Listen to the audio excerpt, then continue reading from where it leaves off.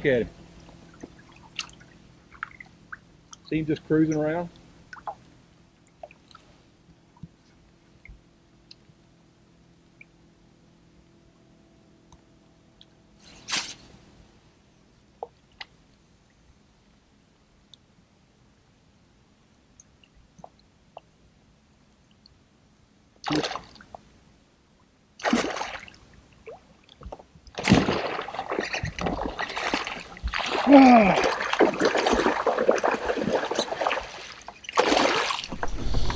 You got your back to me, man.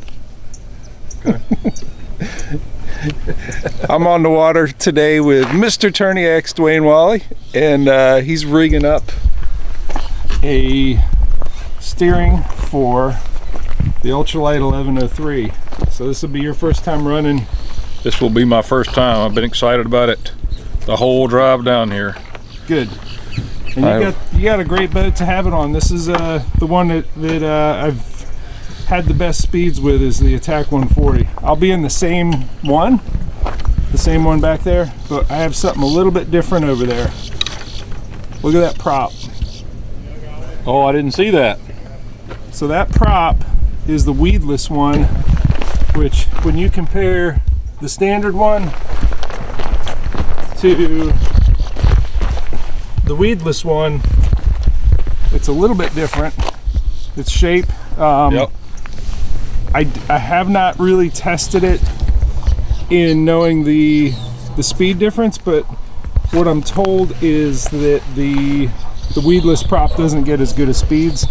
I don't really care. I was out here the other day and it is grassy. So you've had some good things happen with TourneyX here recently. You got the Hobie Bass Open Series, and you've always had KBF, and now you got the BASS series coming on as using TourneyX as the application for those. I mean, what does that mean in terms of your business and your? I mean, TourneyX is not your full-time employment. No, it's not. But if it's getting bigger like this, is that coming? I mean, how much of your time, how much more of your time is it going to take taking on three, not just one, but three major series? Well, and do you have to invest? I'm asking a lot of questions at once. No, that's fine. Are you investing a lot of infrastructure to handle all that? Right. Well, and more employees, or I don't know. We actually added another programmer. He's more of an architect. In other words, that's what he does. He lays out and sets up how we can grow horizontally and vertically with the company, and where we can handle more, more anglers, more submissions, more traffic. And so, give me some stats. How many anglers do you have? Currently, we're at 34,700 anglers total. That's total. How many anglers actually use our system at a given time? My wife gets on me for guesstimating things, but I would think in the range of 4,000, 5,000 users, at any given time use it, maybe more. Yeah. And there's always that percentage, that you go by. We've been in business. I guess it was a kind of a hobby startup, sitting in a coffee shop with a local programmer, sketched some things out on paper. And as most of you know, in the past history, Chad Hoover's been a great influence for us. He's helped TourneyX quite considerably, with KBF and joining in with helping run their series, and I think it's worked both ways. Reciprocating. We've helped them, they've helped us, and it's grown so much. But that first tournament, in 2015 at the KBF Open in Kentucky Lake was one of the scariest moments of my life. It's like he said, "Here we go," and we did. And ever since then, it's just been gradually we've gotten larger, expanded, and since that date, we've had almost 500,000 fish submitted to TourneyX in right at 4 years. And we've got a lot of support, a lot of anglers, a lot of great friends to help out. and a lot of good suggestions, and we take suggestions in and we try to put them to use for the anglers. Right. Now, to go into the BASS and the Hobie and even now Wild West out in California is coming on board, it's kind of mind-blowing, to be honest with you. You know, we started a conversation with BASS several months ago, and we let them use our system as a test, just as a test platform with some of the upper end management, and they just love it. One thing that I will warn you, if you're going from the 403 up to the 1103 with regard to stealth, and it's just one of the adjustments that you're going to need to make. As you approach, as you come up on the areas that you want to fish, you really don't want to be going full speed, because you will throw a massive wake, and you're basically relinquishing all of the cool stealth aspect advantage that you have in being in a kayak if you throw a big old wake up on there. So I'm watching Dwayne, and he's figured it out already. He's up there. He's actually pulled his motor and he's paddling into a spot. So don't relinquish the stealth aspect of it by throwing a wake on your fish. Don't wake your fish. I started exploring the grass bed back there, and I was spooking some fish out of there, but I hear Dwayne starts hooting and hollering, so he's got the first red. How big is he? 26. Nice, man. Where'd you get him on? Gold spoon. Okay. Quarter ounce. Yep. And you just physically saw him? He was out of the water about that high right there. Really? He was just like that. Nice. Yep. Let's catch. You keeping that one to eat? I think I will. Nice. We'll make a couple of good steaks. Good deal. Well, hopefully they're turning on. I saw a couple in that grass bed back there that were not quite that big, but might want to hang on to him, huh? He didn't like that steak idea he heard you talking about. I think they're starting to turn on a little bit there. I hope so. Dwayne gave me one of his gold spoons. You said it's quarter ounce?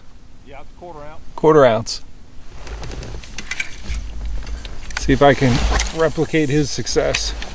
There are fish around. I just got another bite just in. Did you? Yeah. I think they're in the grass, like they're not, you know, they're in little pockets here and there.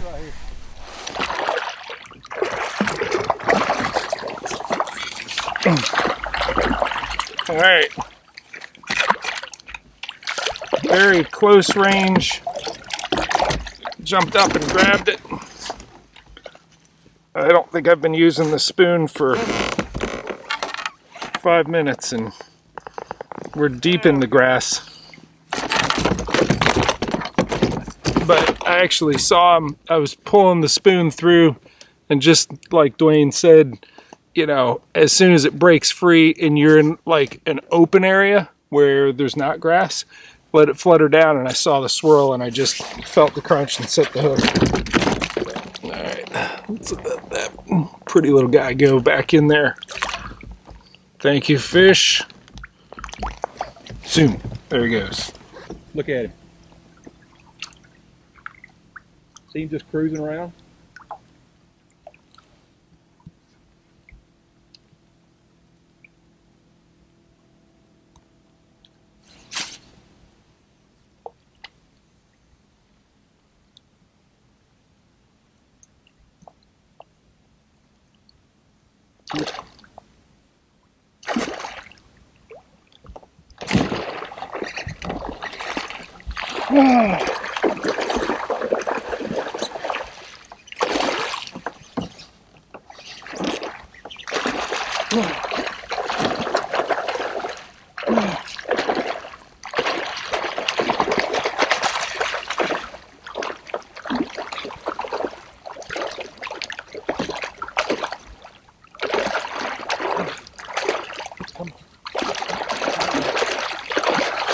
So strong.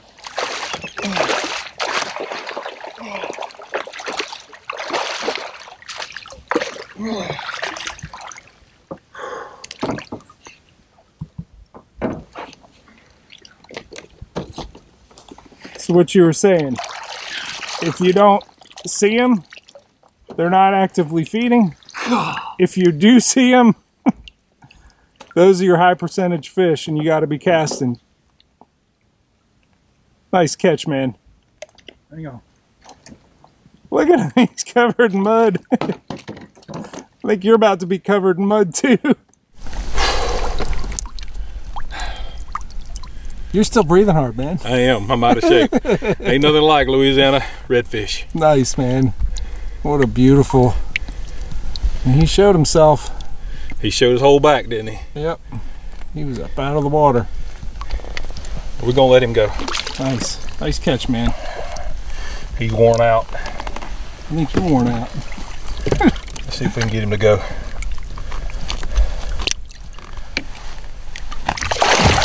No problem. Yeah, he's back there with the motor. Zooming.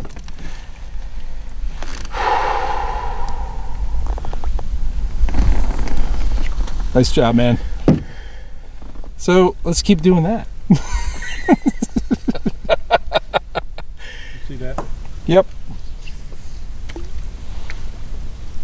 He wasn't far from the mullet. Dude, it's big.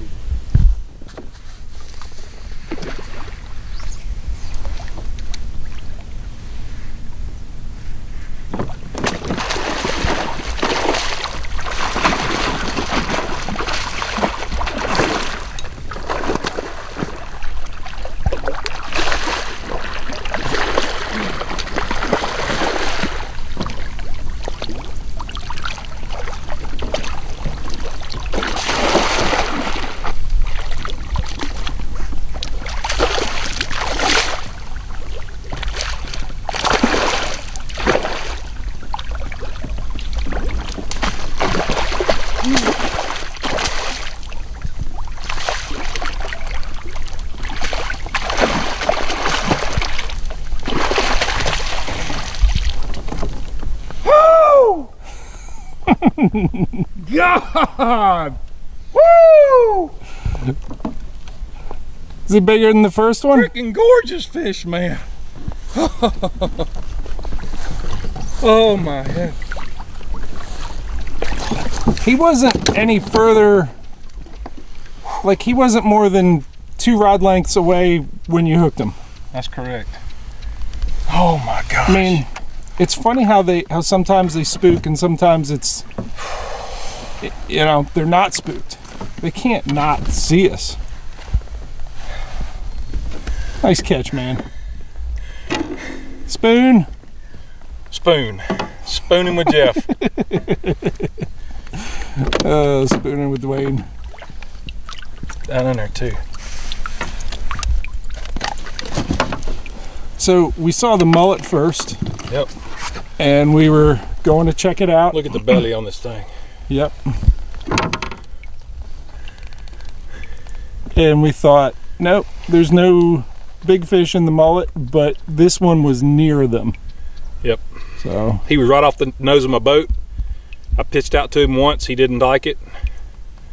He spooked underneath my boat and headed out towards the right hand side, and I pitched out in front of him. I jigged that spoon twice and he nailed it.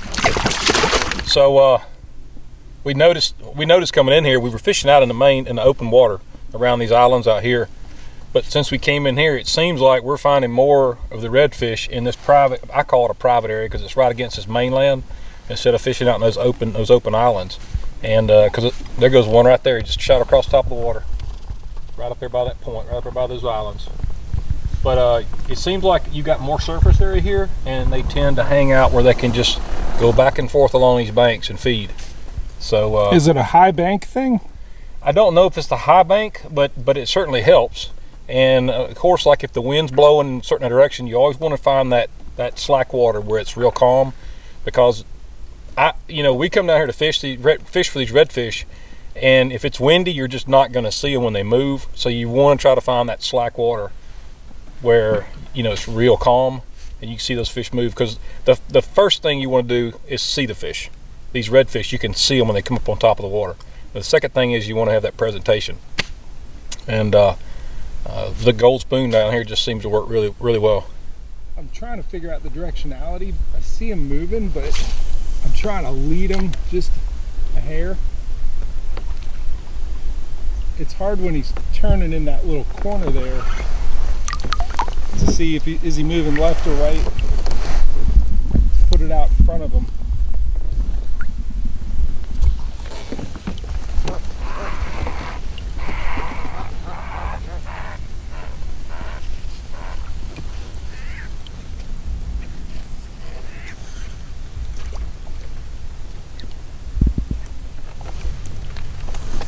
One on the bank over there. Over there.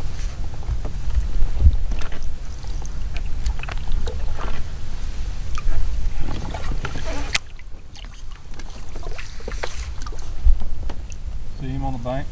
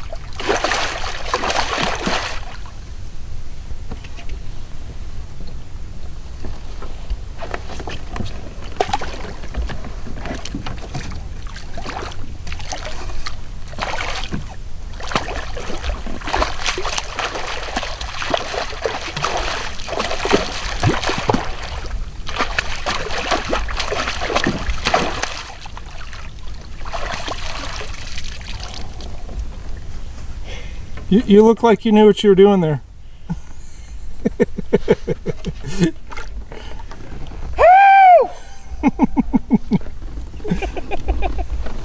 Look, the birds are like, we're leaving. Dwayne's yelling, we're out of here. Beautiful.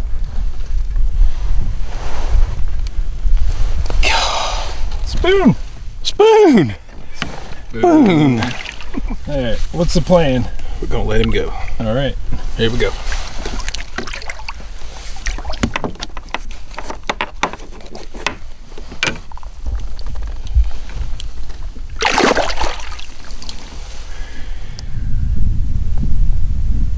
Saw his tail. It disappeared. He was somewhere in here.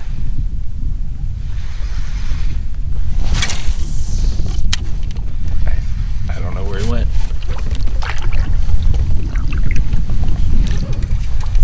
I don't feel comfortable casting anymore if I don't know where they are. See him, I wouldn't. Like the blind casting is it's amazing. I was out here the other day and I got two pretty much blind casting. Right.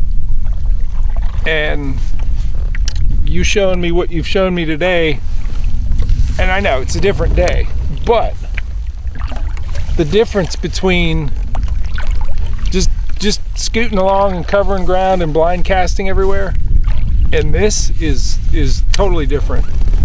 Yeah, and sometimes blind casting on a fish you can't see is worse because it'll just blow him out. Yeah, you put them in the wrong place. A couple more than I think. What I saw, which was big, was back in here. I know. I saw that little triangle, little tail come up. That. You see it? Oh, good Lord. I told you that there's big movement back here. What the hell was that? It's big. I did see it. There's some more here. There's a lot of fish, but that, whatever's back there is big. I lost him, but there is movement back there. There.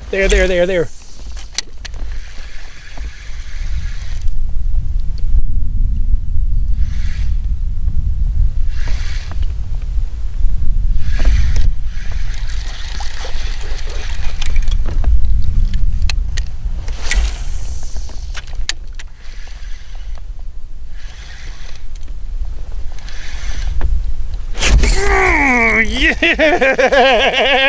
Oh, that's a lot of water moving. Woohoo!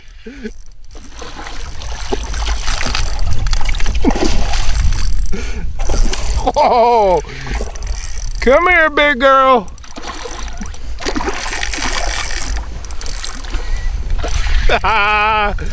Oh, thick head on you.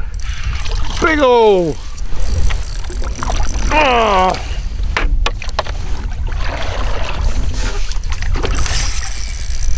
Swirl, crunch, hook set, zing! Yeah!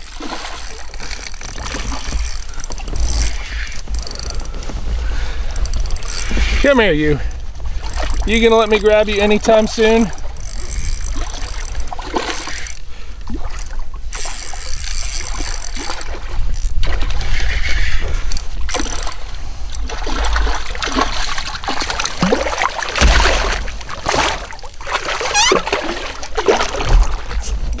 Oh, what a fun critter. What a fun one to catch.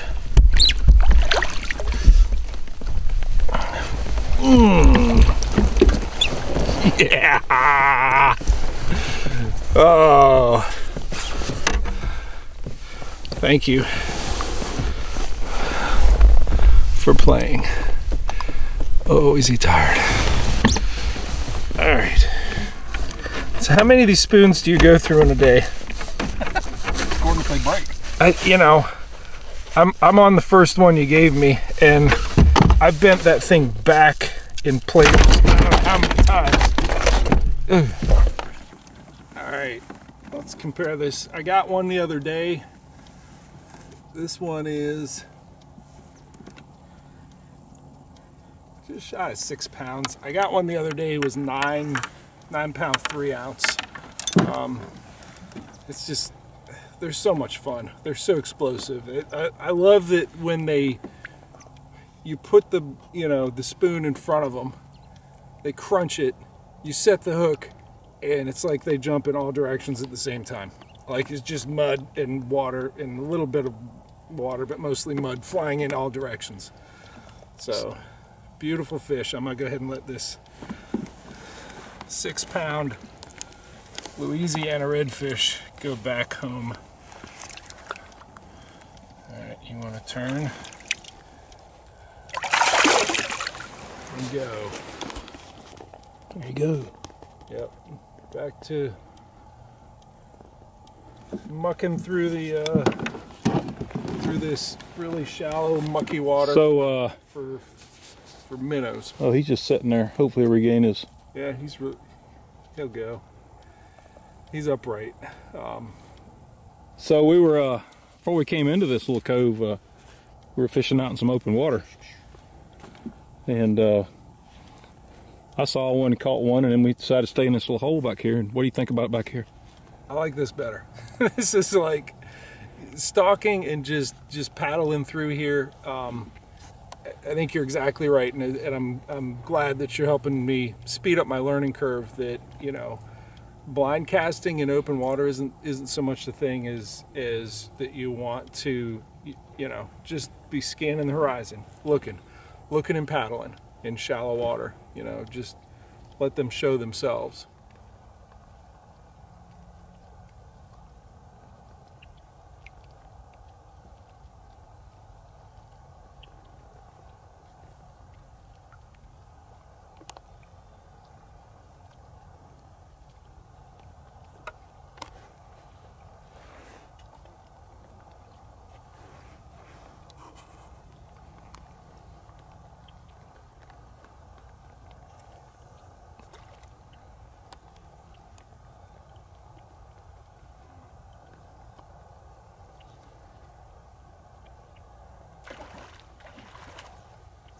Try it again.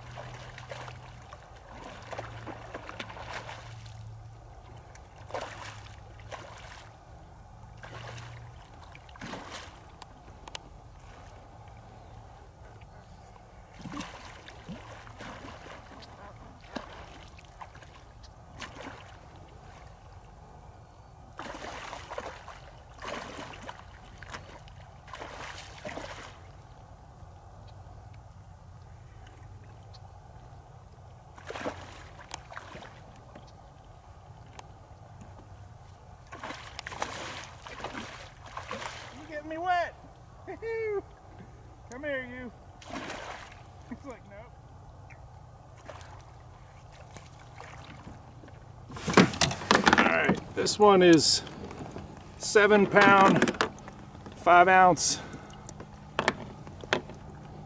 Beautiful animal. Hello.